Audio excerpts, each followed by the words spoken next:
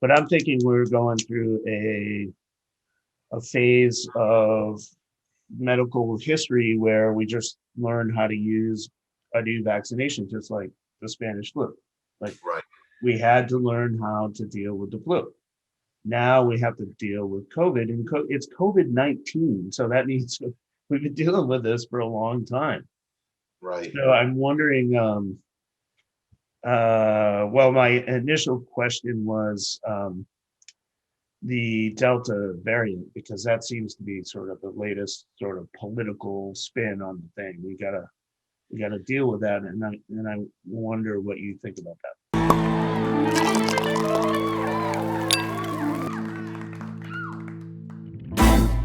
Well, so backing off the politics initially, let's look at what we know scientifically. What I know, at least, is that it's a mutation of the COVID-19 virus. Why do we call it Delta?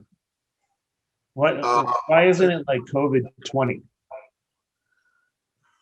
I don't know the actual nomenclature, how they come up with that.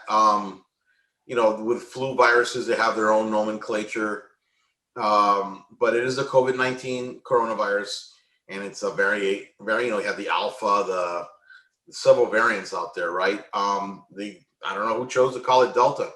Maybe somebody at the CDC or at the World Health Organization. Dr. Fauci? Yeah, maybe it was Fauci's idea. I don't know. But it's more contagious. That we do know. Apparently considerably more contagious than the original version of the virus. And we're seeing cases pick up in a lot of places, Yeah, even including here in Maryland, it's like picking up. But also that's another question that I have is it's picking up, but I think there was only 3 new cases yesterday. It's not like what was happening a year ago. no, yeah, it's nowhere near. But every trend starts with a little uptick or downtick, right? So it does bear watching. Now, there's a lot that we still have to learn about this particular variant. I think Israel is an interesting case. So I saw some information yesterday on the daily caseload in Israel. So Israel's kind of a test case for the vaccination program and herd immunity. So Israel was one of the first countries to really get a high percentage of the population vaccinated. They used a vaccine with some decent numbers, which is the Pfizer vaccine. It didn't do, Yeah, that was early, right? yeah, and they hit it hard and they hit it early. And it's a small country. It's a few million people. Logistically, you're not dealing with a situation like the United States, right? So they were able to do that, and they're also a wealthy country, so they could afford to move really fast. Now, And it's small we've seen, too. And they can yeah, close their borders. yeah, exactly. So what they've been seeing is an uptick, and the last few days, or at least maybe Wednesday, what they're seeing is that more than half of the new cases are previously vaccinated people.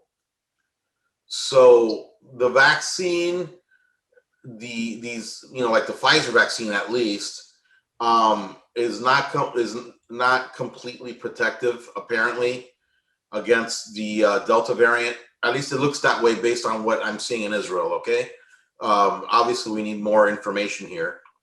I don't want to anger Dr. Fauci and give you misinformation.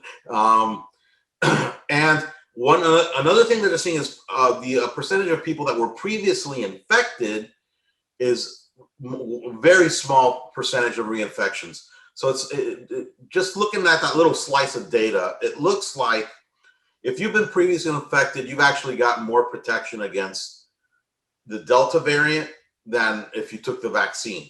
At least it looks that way. It's suggestive, okay? I don't want to say it is, forget it, it's a fact. Now, here's another thing we do know, however, which I think completely changes the game, although politically, that's a different situation, is that if you've been vaccinated, you still have a huge amount of protection, even if you caught the new variant.